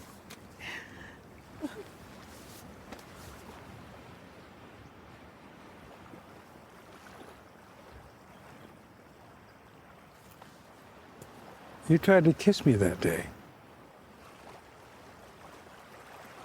You tried to kiss me. I don't remember that. I do. Set in the Southwest Colorado. It's an area, Eric, you've been to only once, right? Is it pretty? Is it you drove by it? I've driven through South Colorado, yeah, just in passing. I haven't stayed. I keep wanting to go to the Telluride, but the when I looked up tickets, they were way out of my price range. So I just decided to watch the movies later on when they came out later. Yeah, well, I don't know if you guys are big fans of Dale Dickey from Winter's Bone, Leave No Trace. She's just a very good actress. She's so good. Here's the thing. With A Love Song, she is front and center. She is the lead of this movie. She plays a widow who she's out in a campsite for, I don't know, several days, maybe even longer. She's waiting to meet a childhood friend played by Wes Studi. And it's a childhood friend maybe she hasn't seen in over 40 years. That's the plot of the movie. She's waiting in the campsite. During the day, she catches, I guess, crawfish or different fish in the lake right in front of her. She knows how to trap them and she eats them. She cooks them in her camper and then she sleeps at night, thinks about the stars and thinks about birds. Beautiful open sky, beautiful terrain in Colorado. If you like that picturesque feel of it, you're going to love A Love Song. If you love Dale Dickey, you're going to love A Love Song as well. And it co-stars Wes Studi as her childhood friend. That's the premise of the film. This is at least a 4.5-star film for me. It's a very quiet film. The barrier to entry for this is some people may say not a lot happens in this movie, but if you like movies like Nomadland, this will be a movie that I think will speak to you because it's really quiet in the way the performances are rendered. You've never seen Wes Studi like this before. He's very kick back and relaxed. They play guitar tune. They have a getting to know you moment. And it's written and directed by Max Walker Silverman. And he grew up in Southwest Colorado. And it's a very personal film for him. This is one of those movies I feel like Chloe Zhao several years ago when she just broke into the scene. I think this is a guy who might get really big. You might get really big just based on the success, the impending success, at least critical success of A Love Song. So that opens Friday, July 29th. I did not give screener links to Bruce and Eric because they had a lot on their plate this week. So I don't know, maybe we'll see after I stop recording. I'm going to ask them if they want to actually see this movie so they can do a rewind. And because look, tell you the truth, it's Wednesday night. We're recording this. I have no screener links available for them yet. And then what happens, like clockwork, either Thursday morning, Bruce wisely asked me, Greg, do we have anything for next week yet? And exactly, I do this every single week. I have an anxiety, a panic attack, and I send 50 emails to different publicists. And by the end of 2 hours, Eric and Bruce have 5 or 6 movies to watch within the next week. So I don't know. We're going to see if A Love Song is something that they're going to want to see. Eric.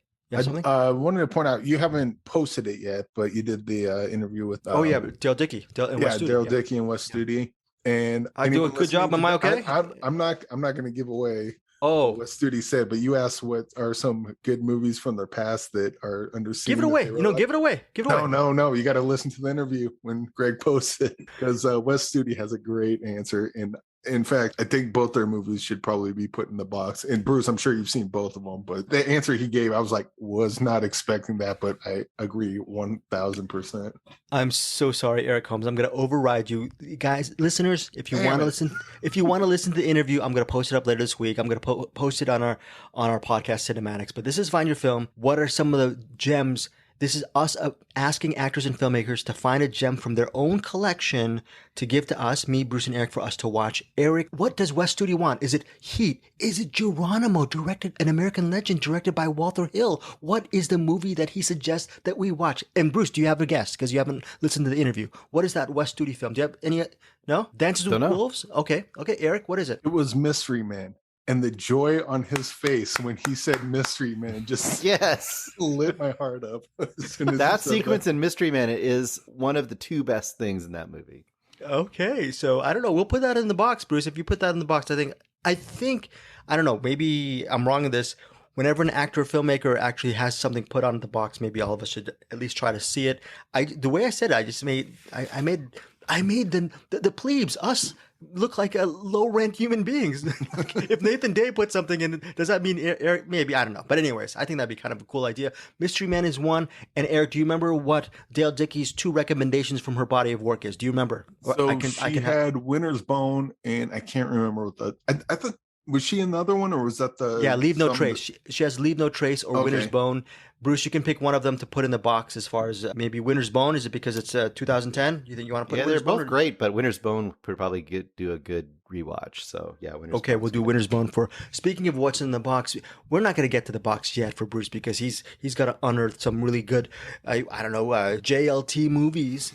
Before we do that, we need a musical interlude. Eric, can you be the ringmaster, ringleader, and introduce our musical guest this week, who we pay him at least $500,000 every single episode to drop something? Can you introduce this guy? Yeah, I will introduce this guy. And at the request of Mitch Burns, I'm going to go real long and slow during this request. I'm requesting a beat from a man named Pete Abeda, or as we like to call him, Beat Abeda.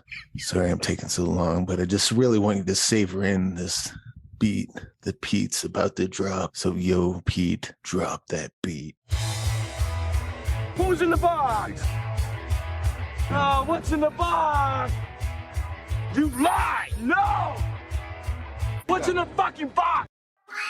Okay, we're back, folks. Eric went so slow. He exceeded our podcast limit for the month. We're not back next week. I like the slow-mo. I like slow-mo, Eric Holmes. But okay, thank you, Pete, again, as for your usual music interlude. Again, you can catch Pete over at Middle Class Film Class. He actually, here's a cowardly act by me, very cowardly act by me. At the end of the interview with the director of A Love Song, Max Walker Silverman, I asked him the favorite movie question. Do you guys have an idea? He did Love Song. Do you have a movie what do you think is his favorite movie?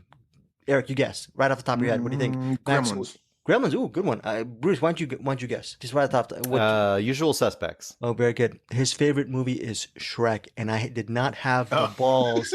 I did not have the balls to ask him if he loved Shrek Retold. I so wanted to ask him if you... You segued that in from Pete. Yes. How did... Bruce, we're dumb. See, it was Shrek Retold.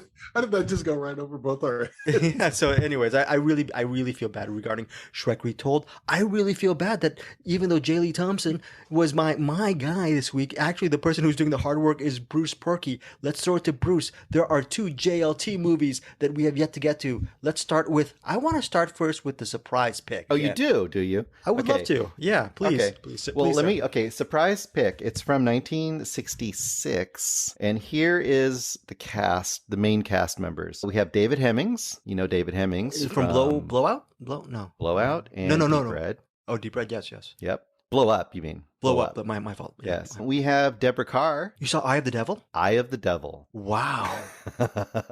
Wow. Okay. Deborah Carr, David Niven. Have you seen it? No. It's actually, I have the Blu-ray, Warner Archive Blu-ray. It's actually in my dad's cabinet. I've been meaning to see it. Great. I was thinking you were going to go with the plebe route with a couple of Planet of the Apes films. Nope. Wow. David Niven, Donald Pleasance, and introducing Sharon Tate in this movie. Wow. Solid. Right? So this movie, it's 1966, but it's black and white. This movie, if it did not influence at least somewhat, and I didn't get to read through all of the trivia, so maybe, I don't know if it's already talked about. If this did not at least influence a little bit The Wicker Man and possibly The Omen, I'd be amazed. Basic concept, and it's probably not as good as either, but it's pretty darn good. Basic concept is this: David Nivens, he's living with Deborah Carr. They have 2 kids, little kids. He gets a call, or he gets basically a notification that the vineyard, his family vineyard in France, they live in France already. This vineyard in France is failing, and he needs to get out there. And he says, I'm going to go. Don't worry about it. I'll go there. I'll take care of this. You don't need to go out there. So he goes out there. It's black and white film? It is black and white. And it's called Bellenac. And you get there and it's like this giant castle. And when he drives through, it's one of these movies, right, where he drives through the town and like the little village next to the castle. And all the people are watching him go through. And they're all watching him like, hey, here you are. We're glad to see you. Thanks for coming back. And he says, what's he said? He said, Deborah Carr and the kids, you don't need to come out. You don't need to come out. He gets out there and immediately you see David Hemmings and Sharon Tate's characters are like brother and sister, blonde, beautiful. And the David Hemmings character, immediately, he's got a bow and arrow and he shoots a dove down. It falls down dead with an arrow through it. And you're like, what's going on? It's one of these weird manners, weird family histories, weird little town. And then she, of course, is like, I got to go out there and find out what's going on. Come on, kids, we're getting out there. She goes out there. And like the first night, she wakes up and is hearing weird sounds and stuff. And she goes down the hallway and she looks in a room and there's people in black cloaks and they're having some kind of a ceremony. And she's like, what the hell? And they close the door, and everyone's like, and when she goes through town, all the people are like scowling at her and like closing windows and stuff, like, why are you here? This looks scary. I'm looking at the trailer right now. It looks really horrifying. This movie, of all of the ones I saw by him, it has the most style. There's lots of snap zooms. There's lots of really cool, like you could tell this is highly influenced by like The Haunting and like all those kind of movies. The Innocence. It's like really, it's going for all that kind of vibe stuff, but it's a lot more overheated. And once again, he's doing an entertaining movie. It's kind of cheesy, but it's fun as hell. And I gotta say, the ending was fantastic. And I did not think it was going to go where it went, and it did. And I was like, wow. I'm surprised they let them end it that way. It's really good. So this is a really fun movie. This is one of those, if you like weird little towns, creepy mysteries, creepy family histories, something's going on, something sinister. And of course, you've got Donald Pleasance being all the Donald. He's supposed to be like this this father, but he's probably like some satanic worshiper. You don't know what's going on, but it's something. He's Donald Pleasance, right? Yeah, it's called The Eye of the Devil. So whatever. This is fantastic. This is right up my alley. So for everyone, a lot of people, this would be like a 3.5 if they kind of like that kind of thing. Maybe I'd probably go 4.5. This is not even a banger. This is 4.5. Do you have trivia on this? Because I just found a really interesting bit. Yeah. Well, the one little trivia, I caught it really quick because I didn't have time. I literally finished this before I came in to record. I saw that it started out, and Kim Novak, is that the thing you're talking about? Yeah. Kim Novak was going to be the Deborah Carr character, but she had an affair with David Hemmings. Whoa. So it says here, she fell off a horse and wasn't able to complete her scenes. Production was suspended for 2 weeks, but when Novak attempted to return, she found she could not continue. Probably a little bit of column A, column B sort of situation. It says nearly every scene that featured Miss Novak had to be reshot with a replacement. There might be a version of this movie out there somewhere that's Kim Novak. It looks like an Eric Stoltz situation in Back to the Future. This also has a little bit of Curse of the Demon in it too, a little of the style there. Oh, awesome. One thing this movie does that it's really odd. So first of all, it has that kind of really dated thing, but it's cool in those movies where they kind of do those snap zooms, right? There's tons of snap zooms and swooping cameras and stuff. He goes crazy with it. But what this movie does is really strange. I don't know if you've seen old TV series where they'd have a new episode and they'd start the episode with a bunch of shots from the episode you're going to watch. Yeah. And then you'd have the episode. This movie does that. This movie has this really crazy beginning where it has like this snap editing of a bunch of shots of things that you're going to see a little later on. And I'm like, what are they doing? It's almost like a preview for the movie in front of the movie you're actually watching. So I don't understand, but it doesn't work, right? But it's a good curio piece. I think it actually kind of works. I think this is a pretty good movie. Wow. Eye of the Devil, 1966, directed again by J. Lee Thompson. For you, was it a better find than Return from the Ashes? For me, but this is more up my alley, right? So this is my kind of movie. I think they're equally good, but I think it's like, what is your taste kind of lie? This is like right into my wheelhouse. So it's kind of made for me a little more, but I like them both a lot. So. Okay, here's another gem that we found. Thanks to Bruce. Eye of the Devil. Happy Birthday to Me. Is this a gem? Is it? We're back to 3-star banger territory on this one. Okay, yeah. Is it worth our time? Yeah. This is 1981. Happy Birthday to Me. This is right on the heels of Halloween when all of these movies are coming out. Prom Night and Friday the 13th and all these movies. And this is the movie he made right before he got into canon films. So this is right before he's getting in with, Charles Bronson. And he gets actress from, Little House on the Prairie. Yes. He gets Melissa Sue Anderson in the lead role here. And the basic concept of this movie is, this is more fun for the trivia than it is for the actual movie. The main concept of this movie, though, is there's this group of like snobbish rich kids in a New England town, and they call themselves the Top 10. And you meet the top 10 at the tavern, and they're all obnoxious early 80s rich teenager types. And they're all that. And she's in the group somehow, even though she's kind of like the nice kid, but she's kind of in the group. They all wear these obnoxious scarves to like identify themselves. And then of course it's a slasher movie. So they're all going to get killed, and there's going to be a twist ending. This movie has a pretty great triple twist ending. So it's pretty fun once you get to the end to get that little twist. It's not a great movie, but it's a lot of fun because of a lot of cheese. There's so much weird cheese in this movie. They had to cut a lot of the violence out of this movie. to get it into the theaters. So unfortunately, you don't get quite as much gore. Kind of like Friday the 13th movies. The early ones of those did the same thing. They cut out a lot of the extreme gore, but there is a fair amount still in here, and it's pretty fun. And the poster you usually see is this guy getting a shish kebab through his mouth, and that does actually happen, and it's very ridiculous. So trivia. I would say it's three-star banger, maybe a little less. This is probably the least of the 4 we saw. This is the least good. So I would say, yeah. Under 3, you're saying, so you're not recommending it, or you kind of recommend? Is it a recommend at least at the 3? I don't know if it's a 3-star straight up or a 3-star banger. I think it's a 3-star straight up. I don't think it's quite fun enough to be a 3-star banger, but it's a recommend. If you like slasher movies, this could be an oddity that you haven't checked out, and there's enough here if you like slasher movies to enjoy. There's a couple really great pieces of trivia, though. So Glenn Ford is also in this movie. This is old Glenn Ford. This is Glenn Ford getting towards the end of his career, which Mr. Thompson seems to like to get aging actors in his movies, probably get them at a cheaper value. Glenn Ford is a raging drunk by this time, right? Apparently, he punched the assistant director in this movie. And there was such a feud between them that they had to basically get a mediation between them so one of the two didn't leave the set. And then, for whatever reason, Mr. Thompson really got into this whole slasher thing during this period, and he was known for like just literally spraying blood around the set while they were shooting. Like so much blood that the cameramen were getting angry because there was blood all over the camera equipment. And they were angry with him for doing it. So they had to tell him to pipe down with the blood, which of course didn't make it on the screen anyway. So I thought those two little bits were pretty great, especially the Glenn Ford punching the AD. I was like, oh my God. It's okay. It's all right. I would say if you're going to watch one of the two, watch Eye of the Devil for sure. Okay. It says here it's known as one of the best Canadian slasher films of all time. So yes, it and My Bloody Valentine, those two. Yeah. You know, my initial theory regarding J. Lee Thompson is because there's another movie he did called Ice Cold and Alex, it's a war film, I think in the late 50s. And it's really, if you're from England, it's a really revered film. I think in the Wrong Reel podcast, they mentioned it. It's the British version of Wages of Fear. That's how great that movie is. My thesis was maybe the earlier stuff of J. Lee Thompson was so revered that maybe his later stuff, like he admitted at selling out. And so you see these two kind of night and day output where the early stuff is really awesome and maybe the latter part isn't so good or so hot. I don't even know if that theory holds, because after watching 10 to Midnight and you're saying there has to be some kind of... Eric, do you think there's merit to his Charles Bronson era?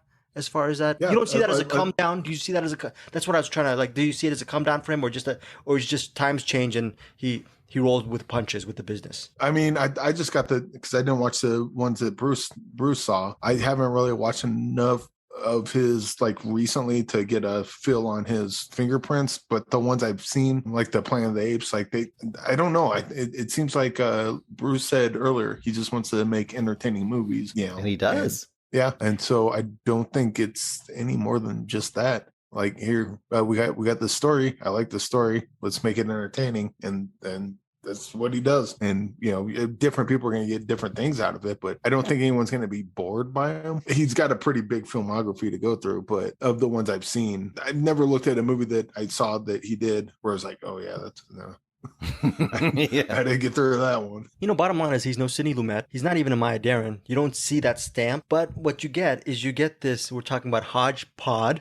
You get a hodgepodge of just different movies. And when you have J. Lee Thompson as a director, you go, okay, I think this might be entertaining. No matter what genre. I think Bruce knows better than us right now.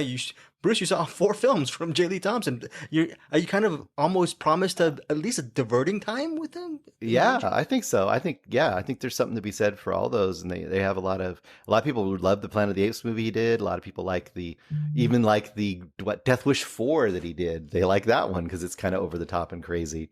Yeah, I think that he seems like a director where he would get something to make a movie out of, and he didn't, maybe it wasn't a passion project for him, but a lot of times he made the best of it. Like he made it probably better than it would have been if someone else would have had it. And then every so often, I think he got one like Eye of the Devil or like Return from the Ashes, where it feels like he was a little even more invested, and it started to become more stylish and more him, I'm guessing. Well, Eric mentioned about 7. 10 to Midnight maybe a few steps away from being a 7, that's actually a compliment, because 10 to Midnight under a lesser filmmaker could have just been a straight up exploitation film. Who knows? Maybe because it's J. Lee Thompson's directing, maybe there's a little bit of an upscale within that genre specific title. So that is our director spotlight on J. Lee Thompson. We covered a lot of stuff. Before we go, Bruce, you're going to do a What's in the Box, and then after we do the What's in the Box, we're going to have an Eric promotion for in a couple weeks of what he's going to pick for his director spotlight. Yes. What's in the box? What's in the box? What's in the box? Very small one. Oh God, this is gonna be one. I hope I can find this one. It won't be 2 weeks in a row. No. What is it? It's Brand Upon the Brain by Guy Madden. Guy Madden. Those things are so hard to find, buddy. Brand That's Upon gonna the Brain. be tough. Let's so see. If I will look early this week to see if I can find it. If I can't, I might do a live redraw. And if I do, then people seem to like it when I did that the last time. So hey, you never know. I forgot, Eric. We're going to talk about the spotlight. Bruce, I forgot to ask you, do you have a scoreboard? Sorry to remind you at the last minute, the scoreboard for the Find Your Frame, who's leading, and et cetera, et cetera. When does the window close? Maybe we close the window next Wednesday. I don't know. Yeah, well, it will be decided by then. I haven't posted one in the last day or so. I need to post one tonight before long. I've done 17 so far. Mitch Burns, Samuel Borg, Joseph Bridges, I think is still in the lead with, I haven't counted them up, but it looks like 4 or 5. Aaron Kessler, I think, is still coming behind with 2 or 3. So I have a lot of individuals. I'll have to post it in the next couple of days. I'll post the actual standings, and then that way I could add to it as we did the last few. And we do have, I'm not going to say what it is yet, we have a surprise prize for the next month. Right. A surprise prize for the next month. You're not going to mention it. The not surprise prize for this month is the winner of this will go to findyourfilmpodcast.com. Pick whatever you want. I'll pick it. I'll foot the bill. So that is FYI for members of our Cinematics Facebook group who enter the Find Your Frame daily game from Bruce. What he does is he puts a film frame and then he keeps doing the film frames, and no licensing here. It's Find Your Frame. It's Find Your Frame. And then people, whoever guesses correctly gets that point for the day, and Bruce will have those numbers up. Do you know when the day closes? When does this first period, this contest close? I think I'm just going to make them the calendar month. So basically the last day of the month will be the last one, and then I'll just start the next one, and whatever those standings are, I'll just post it. All right. We got 3 more days. This as we're recording this, we got 3 more days. Or is there 31 days? 3 or 4 more days left of this month. I don't even know how many days are in July. I'm going to have to check. But I do know, you know how I'm going to check? I'm going to check right now. Well, Eric, you're just going to, right off the fly, tell our listeners what to expect in 2 weeks for the director spotlight. All right. Well, first of all, I just did a quick look at that Guy Madden. It looks like it might be on YouTube. So we might be in luck there. I didn't click on it, so it could be bullshit, but so we might be lucky there. But the next director spotlight, we're going to do Bobcat Goldthwait. And I went ahead and picked Sleeping Dogs Lie and Shakes the Clown. Yes. But I don't know if Shakes the Clown is streaming. So, I think it is, but if not, maybe we'll do Willow Creek instead. But for sure, we're doing Sleeping Dogs Lie. Okay, and that cool. gives me an excuse to watch My Sleeping Dogs Lie. That's where you posted up that DVD. I was like, well, we're doing Bobcat then. Okay, where did you pick that up, Bruce? Just recently or something, or at the library? Okay, so you're gonna watch that. So yeah, stay tuned if Eric actually changes that second movie. But Bobcat Goldthwait is your choice in 2 weeks. Why is Bobcat your choice, Eric? Why? Because Bruce got Sleeping Dogs Lie, and I was thinking, oh, we should do a director's spotlight on him because his movies, he's awesome. He didn't have a bad one. Everything I've seen of his has been pretty great. So this will be less discovery for me and more just appreciation. And I don't know how your background on Bobcat as far as his directing, goes. Oh, and he directed 6 episodes of Those Who Can't. The Ben Roy is on. They talked about a couple weeks ago. So interesting. Interesting. All the reasons to talk about Bobcat. He did that really awesome, underrated Robin Williams film. What is it, Teacher of the Year or something like that? I really World's Greatest Dad. World's Greatest Dad. Yeah. That's an amazing film. Why is that film not talked about more? I really enjoyed that film. So I don't know. Really good. A really, really good film. Okay, that is it. Final thoughts from Eric Holmes. You got any thoughts? Any other things other than Bobcat on the brain? What else you got? Actually, I'm just getting real excited to watch a bunch of Bobcat Goldthwait movies. Okay. As per usual, we end our Find Your Film episode 126 with some thoughts from Bruce Purkey. I want the listeners out there to, if you have a chance to look at our video of this, if it's posted somewhere, just look at Greg's stash and how it's coming in. It's gonna be glorious. Is it okay? Is this? Yes. It'll take 6 months. Beautiful. Thank you. Pretty soon, you are going to be wrestling a naked serial killer as he runs down the street. I'm gonna be that guy, Mr. Bronson. You know, but I think I'm 10 to midnight, but most women say 1:15. All right, guys, we will see you next week here on Find Your Film. Thank you so much. We love you. Bye.